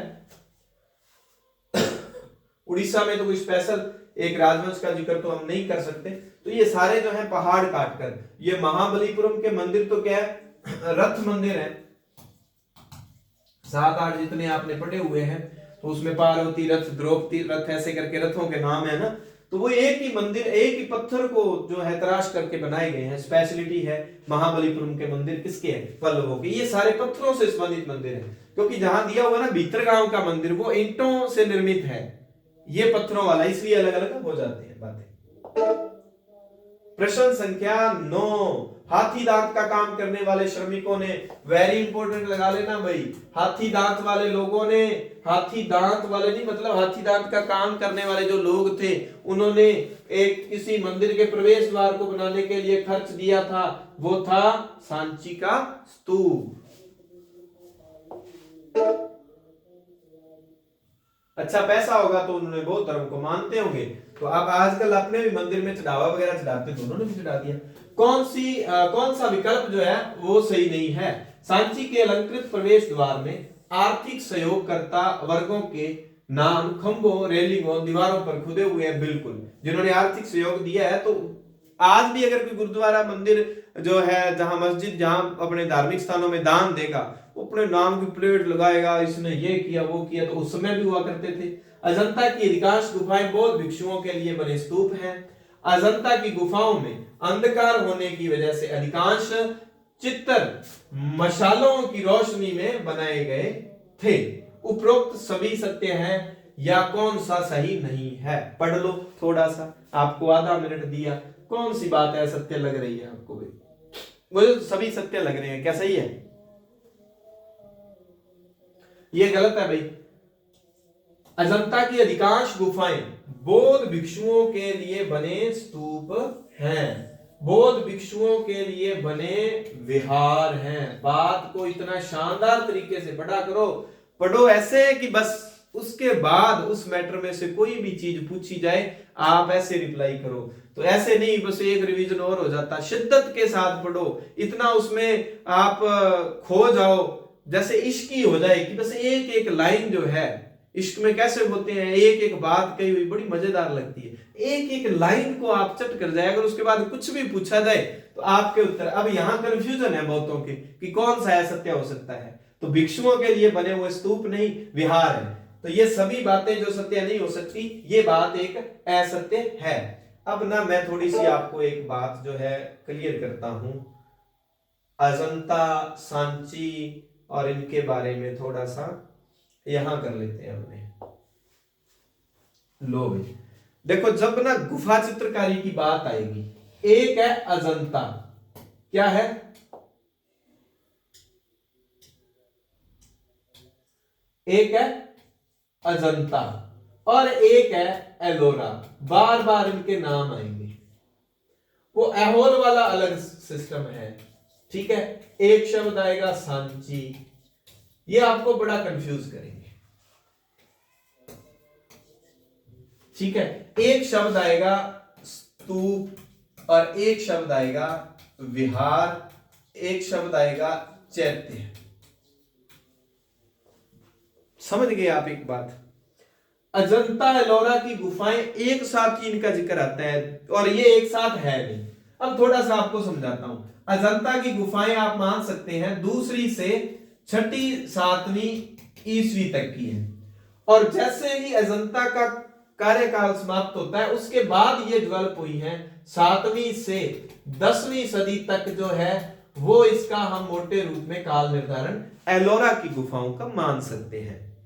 इसमें डिफरेंस क्या है, अजंता की गुफाएं सिर्फ बौद्ध धर्म से संबंधित है, किससे संबंधित है, बौद्ध धर्म से संबंधित है, और एलोरा की गुफाएं बौद्ध धर्म, जैन धर्म और शैव अपने हिंदू की बात कर ले, हिंदू धर्म की हम बात कर ले तो अपने हिंदू जैन बौद्ध तीनों धर्मों से संबंधित है। और स्पेशल बात क्या, अजंता में सिर्फ भित्ति चित्रण हुआ है, मतलब उन गुफाओं में सिर्फ वो जो उनकी जो दीवारें हैं उस पर ही चित्रकारी हुई है, सारी की सारी लगभग क्या है विहार है, भिक्षुओं के ज्यादातर, सारी नहीं कह सकते हम, ज्यादातर जो है ना वो विहार रूप में है, तो अजंता में विहार रूप में है। ये स्पेशल आप ध्यान रखो, ये भित्ति चित्रण हुआ है उस पर, मतलब दीवारों पर ही चित्रकारी है। दूसरी तरफ आप एलोरा में देखोगे, एलोरा में तो आपको चित्रकारी के अलावा जो है ना मूर्तियां भी मिलेगी, मंदिर मूर्तियां, एलोरा का जो है आपने प्रसिद्ध जो है एलोरा का कैलाश मंदिर पढ़ा होगा, तो ये वो इसी का ही तो हिस्सा है। कैलाश मंदिर किसने बनाया था, कृष्ण प्रथम ने बनाया था, किसने बनाया, कृष्ण प्रथम ने बनाया था। तो अजंता और एलोरा में थोड़ा थोड़ा आपको डिफरेंस पता होना चाहिए। स्तूप की जब भी बात आए तो सांची के स्तूप का नाम आपके याद रहना चाहिए, सांची, बरहुत और अमरावती का स्तूप। विहार का कुछ स्पेशल जिक्र आता नहीं, चैत्य में जिक्र आता है कार्ले के चैत्य में, स्तंभ का जब भी नाम आए सारनाथ का स्तंभ, तो ये चीजें थोड़ी थोड़ी आप याद रखा करो। ऐहोल जो है वो भी एक धार्मिक राजनीतिक, वो चालुक्यों के से संबंधित है। चलिए, मेघदूत के लेखक कालिदास किस भाषा का प्रयोग अपने लेखन में करते थे, तो उनकी भाषा थी जी संस्कृत। अब मेघदूत किसकी रचना है, कालिदास की। आजा भाई, वो जो प्रेमी परिंदा है, किस कृति में एक विरही प्रेमी द्वारा बरसात के दिन आए, बरसात के बादल को संदेश वाहक बनाने की कल्पना की गई है, ये इसी मेघदूत में है। मेघदूत में कोई एक प्रेमी है बेचारा, बरसात के मौसम में बादलों को कह रहा है बरसात के दिन आए, मुलाकात के दिन आए ना, तो वो मेघदूत में जो है इसका जिक्र मिलता है। हाँ जी, पुराण का शाब्दिक अर्थ है, पुराण का शाब्दिक अर्थ है प्राचीन। पुराणों के संदर्भ में जो बातें हैं जल्दी से पढ़ देता हूं। अधिकतर पुराण सरल संस्कृत श्लोक में लिखे गए हैं। पुराणों में देवी देवताओं से जुड़ी कहानियां, पूजा विधियां, संसार की सृष्टि व राजाओं की कहानियां हैं। पुराणों में इतना कुछ है, संस्कृत श्लोक में लिखे हुए हैं। स्त्रियां व शूद्र जिन्हें वेद पढ़ने की अनुमति नहीं थी, वे इसे नहीं सुन सकते थे पुराणों को। क्या सभी कथन सत्य हैं? बिल्कुल नहीं, ये कथन असत्य है। स्पेशल दिया हुआ है, सरल है, संस्कृत श्लोक रूप में लिखे हुए हैं। और जो लोग स्त्रियां व शूद्र, उनको वेदों को सुनने की अनुमति नहीं थी, पढ़ने की, वेद पढ़ने की अनुमति नहीं थी, लेकिन वो पुराणों को सुन सकते थे। नहीं वाली बात गलत है, पुराणों को सुन सकते थे। तो ये 3 नंबर जो है सही कथन नहीं है। 15 नंबर प्रश्न, पुराणों व महाभारत का संकलन 1500 वर्ष पहले व्यास ने किया। ये बुक में दिया हुआ है कि आज से 15, देखो है तो ये काफी प्राचीन, लेकिन संकलन की बात आता है तो उनको संजोग कर जो है किया गया। 1500 साल पहले हुआ है। व्यास ने कहते हैं कि किया था। पुरु वंश जो है उसकी राजधानी हस्तिनापुर व कौशल की राजधानी अयोध्या थी। जातक कथाएं तो अक्सर स्तूपों की रैलिंगों तथा अजंता के चित्रों में दर्शाई गई है। अजंता में आपको पता है भित्ति चित्रण, दीवारों पर ही चित्रण हुआ है, और एलोरा में इसके विपरीत जो है अलग देखने को हमें मिलता है कि वहां मूर्तियां भी बनी हैं, चित्रकारी भी हुई है, मंदिर भी है। उपरोक्त सभी कथन सत्य है। ये सारी बातें सत्य है। पूर्ववंश की राजधानी हस्तिनापुर है, और कहते हैं कि और ये जो था महाभारत का युद्ध है, महाभारत का युद्ध जो है वो हस्तिनापुर पर कब्जा करने के लिए, इस पर अधिकार प्राप्त करने के लिए महाभारत का युद्ध जो हुआ था। और कौशल की राजधानी का नाम सीधा आ सकता है, कौशल की राजधानी अयोध्या। उपरोक्त सभी सत्य हैं। संस्कृत रामायण के लेखक कौन है? रामायण, देखो रामायण आपको बंगाली भाषा में, तमिल में, तेलुगु में, अवधी में, कई भाषाओं में मिल जाती है। हमें देखना है कि मूल जो संस्कृत वाली रामायण वो किसकी लिखी हुई है? वाल्मीकि की। वेद व्यास ने किसकी रचना की? महाभारत की। महाभारत और रामायण ये क्या है हमारे? ये है हमारे महाकाव्य। क्या है? दोनों महाकाव्य। किस स्तूप से मिले पत्थर पर बंदर राजा की कहानी? बहुत इंपॉर्टेंट है भाई, बंदर राजा की कथा बरहुत के स्तूप पर है। बंदर राजा की कथा, बंदर राजा, बै से बंदर, तो इसको बंदर राजा भी कर लो, तो इधर भी देखो बरहुत, या ऐसे करो, इसको बै कर रहे हो तो बरहुत को ऐसे लिख लो बरहुत, तो बै से बंदर, बै से बरहुत के स्तूप पर है।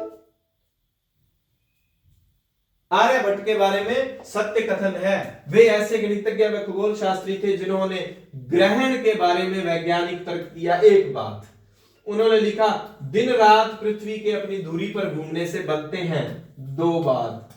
तीसरी बात, उन्होंने वृत्त की परिधि को मापने की विधि ढूंढ निकाली। 3 बातें दी हुई थी आर्यभट्ट के बारे में, मैंने तीनों बातें मेंशन कर दी। मैं ऐसे पूछता, आपको 4-5 प्रश्न बनाता कि दिन रात पृथ्वी जो अपनी गति पर घूमने के कारण बनते हैं, ये व्याख्या किसने दी? ठीक है, ग्रहण के बारे में किसने बताया? बार बार पूछता। आर्यभट्टियम किसका ग्रंथ है? एक ही जगह बन गया। अब सभी जो है तथ्यों को याद कर लेना। आर्यभट्ट ने ग्रहण के बारे में बताया, दिन रात कहते हैं कि पृथ्वी के अपनी धुरी पर घूमने के कारण।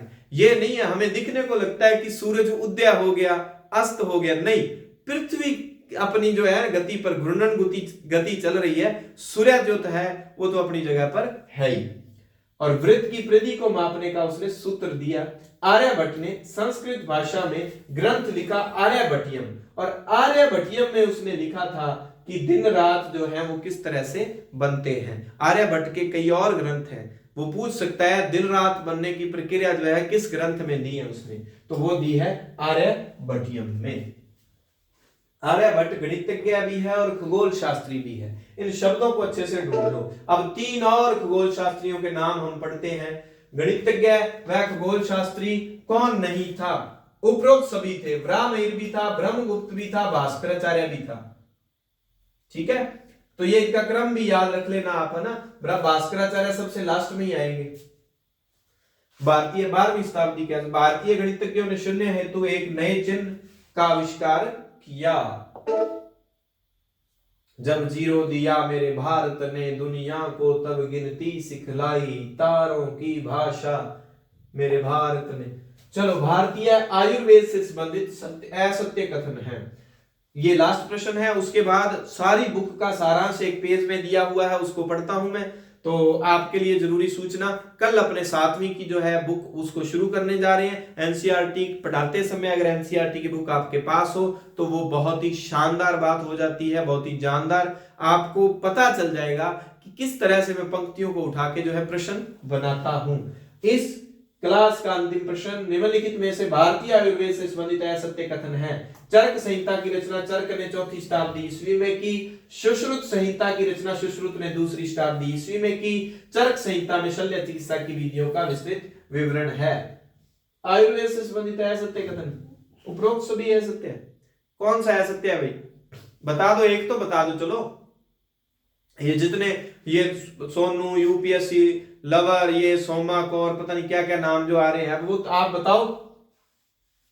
कटारिया जी भी, अखिलेश जी, कोई तो बताओ इसका उत्तर, जो बड़ा डिफरेंट किया है मैंने इसको।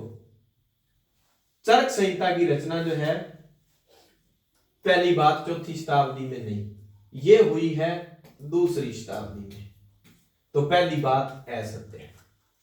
सुश्रुत संहिता की रचना 2री शताब्दी में नहीं, ये हुई है 4वीं शताब्दी में। मैंने घुमा दिया, 2री को 4थी और 4थी को 2री, 4वीं शताब्दी में। तो अब आपके जहन में एक बात आ जानी चाहिए, चरक पहले हुए हैं, 2री सदी के हैं, सुश्रुत बाद में हुए हैं, ये 4वीं सदी के हैं, पहली बात। ठीक है, अब सुश्रुत ने सुश्रुत संहिता लिखी, चरक ने चरक संहिता लिखी। क्या चरक संहिता में शल्य चिकित्सा की विधियों का उल्लेख है? शल्य चिकित्सा जो है चरक संहिता में नहीं, ये सुश्रुत संहिता में है। देखो 3 ही लाइनें दी हुई है, वहां से ऐसे प्रश्न बन जाता है। तो ये बात भी असत्य है, ये बात भी असत्य है, तो उपरोक्त सभी कथन असत्य। चक्कर देखो कैसे बनता है। चलिए, पूरी बुक का सारांश बुक के अकॉर्डिंग जो बुक में दिया हुआ है उसको हम पढ़ते हैं। इस पूरी पुस्तक में हमने 2000 को शुरुआती बिंदु के रूप में रखकर 2000 मतलब 24 को काट के और अनुमानित तिथियों की जानकारी दी है। ठीक है, और कहते हैं कि आप अन्य पुस्तकें पढ़ते हैं उसमें अलग अलग तिथियां लिखी होंगी, और हमने इन तिथियों के पहले करीब या लगभग लिखा हुआ है कि लगभग इतने साल पहले, तो कोई सीधा आंकड़ा हम नहीं ले रहे। हो ही नहीं रहा इसको कुछ, चलो कोई नहीं, नहीं हो रहा था, हो रहा भाई, इतना बहुत है। जैसे कि पूरा पाषाण युग ये अपने सिलेबस का हिस्सा नहीं है, एक बार इसको नहीं देखेंगे। मेहरगढ़ वाला अपने सिलेबस का हिस्सा नहीं है, लेकिन कृषि पशुपालन की शुरुआत जो है मेहरगढ़ से हुई थी, लगभग 6000 ईसा पूर्व। वैसे याद कर लो, हड़प्पा के नगरों का विकास 2700 से 1900 के बीच, वेरी इंपॉर्टेंट। देखो यही 12th क्लास एनसीईआरटी में दिया हुआ है। हड़प्पा के नगरों का विकास 2700 से 1900 ईसा पूर्व के बीच।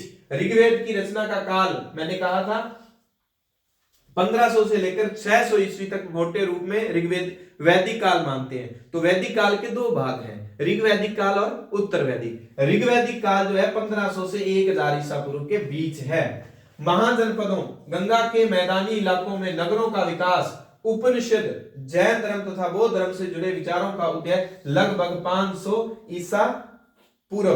तो इसको हम पढ़ते क्या है? 6ठी शताब्दी ईसा पूर्व, 6ठी सदी ईसा पूर्व, क्योंकि 6ठी सदी 501 शुरू हो गया ना, तो वो 6ठी सदी शुरू होगी। 601 तो 7वीं, एक ऊपर बढ़ती अगली सदी मानी जाती है। तो 6ठी शताब्दी ईसा पूर्व 500 ईसा पूर्व के आसपास। पश्चिमोत्तर में सिकंदर का आक्रमण लगभग 327 से 325 ईसा पूर्व सिकंदर जब भारत में आक्रमण करता है, भारत में नंद वंश का राज था।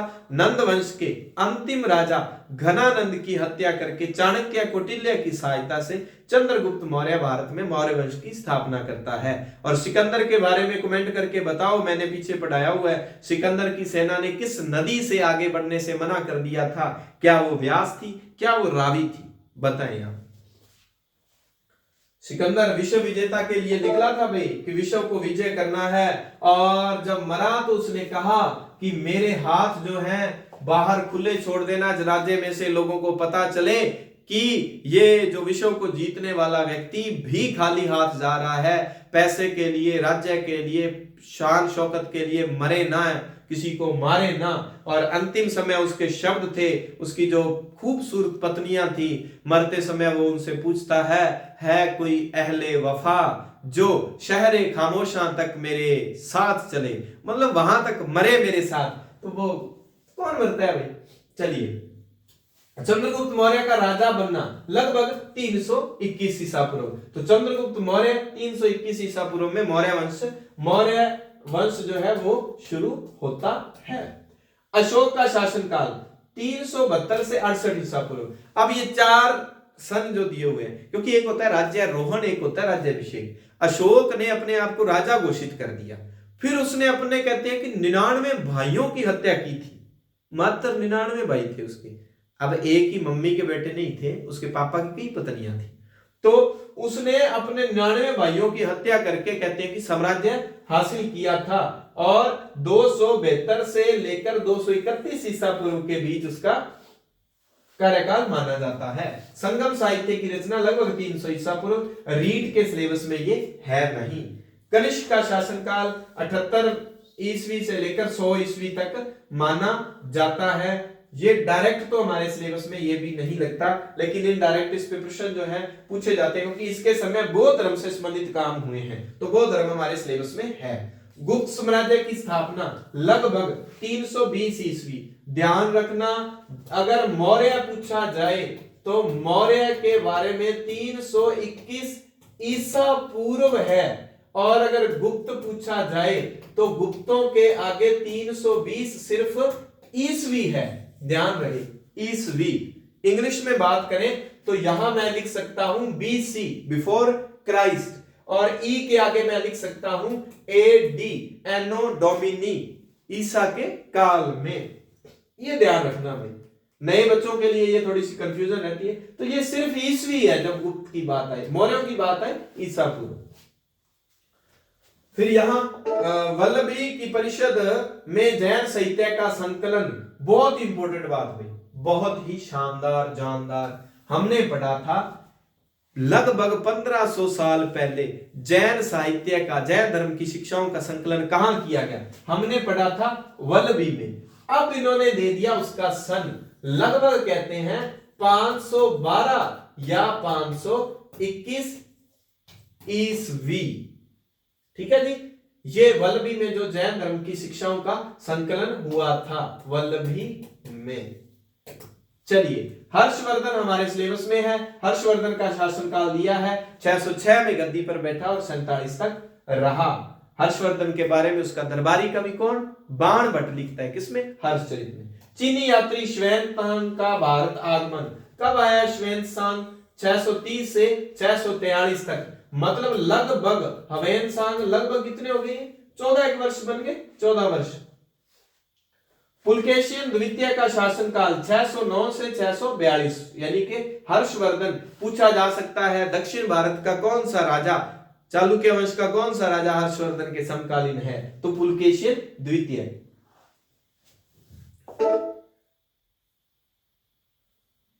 कुछ घटनाओं के लिए, जैसे कि अशोक के शासन की शुरुआत तिथि के रूप में एक से अधिक तिथियां देखने को मिल सकती है। ऐसा इसलिए क्योंकि इतिहासकार इस पर एक मत नहीं है। प्रश्नवाचक चिन्ह के साथ की गई है, इस बात का संकेत करती है कि ये तिथियां निश्चित नहीं है। ये थोड़ा सा दिया हुआ है एक सारणी के रूप में कि स्तूप निर्माण की शुरुआत लगभग 2300 साल पहले हुई। 2300 साल का मतलब है 300 ईसा पूर्व। 300 ईसा पूर्व का मतलब है मौर्य काल, और मौर्य काल का मतलब है अशोक मौर्य, और अशोक मौर्य का मतलब है फेमस स्तूप सांची का स्तूप, बरहुत वाला भी इसी समय बना। अमरावती का स्तूप लगभग 2000 साल पहले। हम बात करें किस वंश की, सातवाहन वंश। सातवाहन वंश की राजधानी कौन सी, जो फेमस जो जगह है वो अमरावती। कालिदास, कालिदास किस काल का जो है कवि है, गुप्त काल का है। स्पेशली हम बात करें तो चंद्रगुप्त जो द्वितीय है उसके दरबार का। कालिदास ने कई नाटक लिखे हैं, कई महाकाव्य लिखे हैं, कई लघु काव्य लिखे हैं, खंड काव्य लिखे हैं।